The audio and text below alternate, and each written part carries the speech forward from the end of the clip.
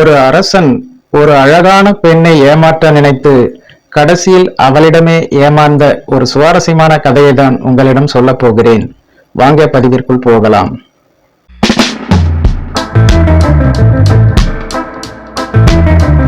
ஒரு நாள் ஒரு அரசன் ஒரு காட்டு வழியே குதிரையில் போய்க் கொண்டிருந்தான். போகும் வழியில் அந்த காட்டில் ஒரு அழகிய பெண்ணை பார்த்தான். அவளது அழகில் மயங்கிய அந்த அரசன் அவளை திருமணம் செய்து கொள்ள விரும்பினான். ஆனால் அந்த பெண் தன்னுடைய மாமன் மகனை திருமணம் செய்து கொள்ள இருப்பதால் தன்னை விட்டுவிடும்படி கெஞ்சி கேட்டுக்கொண்டாள். ஆனால் அந்த அரசனுக்கு அந்த அழகியை விட்டுவிட மனம் வரவில்லை. அப்போது அந்த அரசன் சொல்கிறான், ஒன்று செய்யலாம், உனக்கு ஒரு போட்டி வைக்கிறேன். அதில் நீ வெற்றி பெற்றுவிட்டால் உன் மாமன் மகனை நீ திருமணம் செய்து கொள்ளலாம். தோற்றுவிட்டால் என்னை திருமணம் செய்து கொள்ள வேண்டும் என்று நிபந்தனை விதித்தான். அந்த அழகான பெண்ணுக்கு முடிவு என்ன ஆகுமோ என்ற பயம் ஏற்பட்டது. இருந்த போதிலும் வேறு வழி இல்லாததால் ஏற்றுக்கொண்டாள். அப்போது அந்த அரசன் நகரத்திலிருந்து ஒரு நீதிபதியையும் ஒரு பானையையும் எடுத்து வரச் சொன்னான். அந்த பானையை சுற்றிலும் கருப்பும் வெள்ளையுமாக நிறைய கூழாங்கற்கள் கிடந்தன. அதன் பின்னர் அந்த அரசன் சொன்னான், இப்போது நான் இந்த பானைக்குள் கருப்பு ஒன்று வெள்ளை ஒன்று என 2 கூழாங்கற்களை போட போகிறேன்.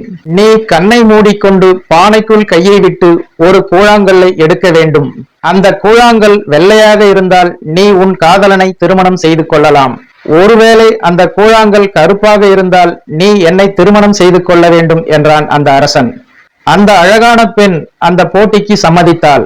அந்த அரசன் 2 கூழாங்கற்களை பொறுக்கி அந்த பானைக்குள் போட்டான். இந்த 2 கூழாங்கற்களுமே கருப்பு கற்களாக இருப்பதை அந்த அழகி பார்த்து விட்டாள்.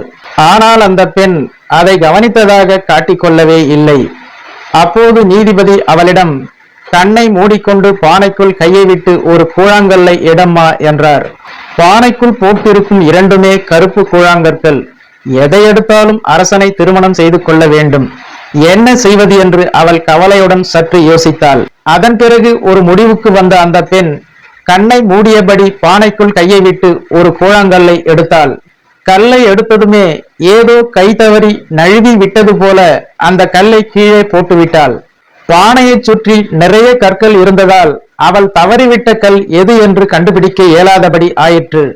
நான் எடுத்தது வெள்ளை கூழாங்கல் தான், கை தவறி கீழே விழுந்து விட்டது, மன்னிக்க வேண்டும் என்று கூறியபடி கீழே கிடந்த கற்களில் ஒரு வெள்ளை கல்லை எடுத்து நீட்டினாள் அந்த பெண். அப்போது நீதிபதிக்கு சந்தேகம் வந்துவிட்டது. நீ எடுத்தது வெள்ளைக்கல் தான் என்று எப்படி நம்புவது என்று கேட்டார். உடனே அந்த பெண், நீதிபதி அவர்களே, உங்களுக்கு என் மீது சந்தேகம் இருந்தால் பானைக்குள் இருக்கும் இன்னொரு கல்லை எடுத்து பார்க்கலாமே என்றாள் அந்த பெண். அதன்படியே அந்த பானைக்குள் இருந்த கல் எடுக்கப்பட்டது. அது கருப்பு கல். அது கருப்பு கல் என்பதால் அந்த அழகிய பெண் எடுத்த கல் வெள்ளைக்கல்லாகத்தான் இருக்க வேண்டும் என்று நீதிபதி தீர்ப்பளித்தார். அப்போது அந்த அரசன் வெட்கி தோல்வியை ஒப்புக்கொண்டு அரண்மனை திரும்பினான். இந்த கதையிலிருந்து நாம் தெரிந்து கொள்ள வேண்டிய உண்மை என்னவென்றால், ஏமாற்றினால் கண்டிப்பாக ஏமாறுவோம். நன்றி, வணக்கம்.